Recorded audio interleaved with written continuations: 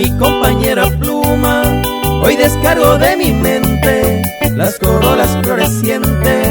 Sea tu por ti, mi ignoto sentimiento se zambulle de su frente para que esté presente. No era Jaipotí, y es para una dama bonita y seductora, sencilla emprendedora. Se muy yaca arupi, desde el apa su remanso, que su yuga la aurora. En Ñembe hoy es la hora, como hueva via.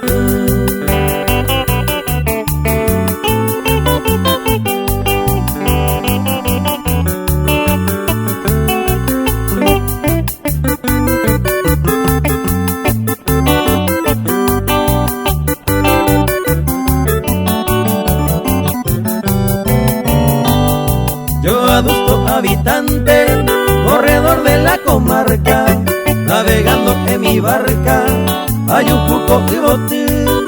Su estela rutilante descargaba de su arca esas sencillas que raya me maelleron morir.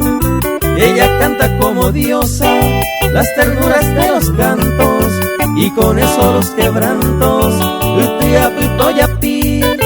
Yo entré en ese coro para segundar su rato, y que sea por su manto, tampoco sabe a mí.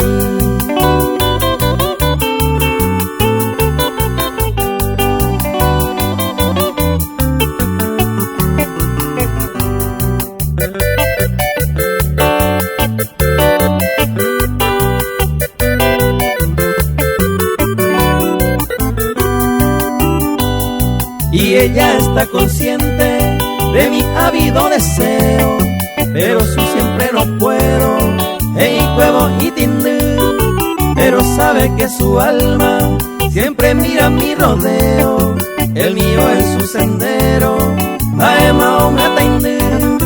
No puedo negar lo cierto, le amo con sentimiento, ella es mi monumento, se ve arere coja, porque sabe que sin ella se ahoga ya mi tiempo, el puñal de sufrimiento hoy con tu talle.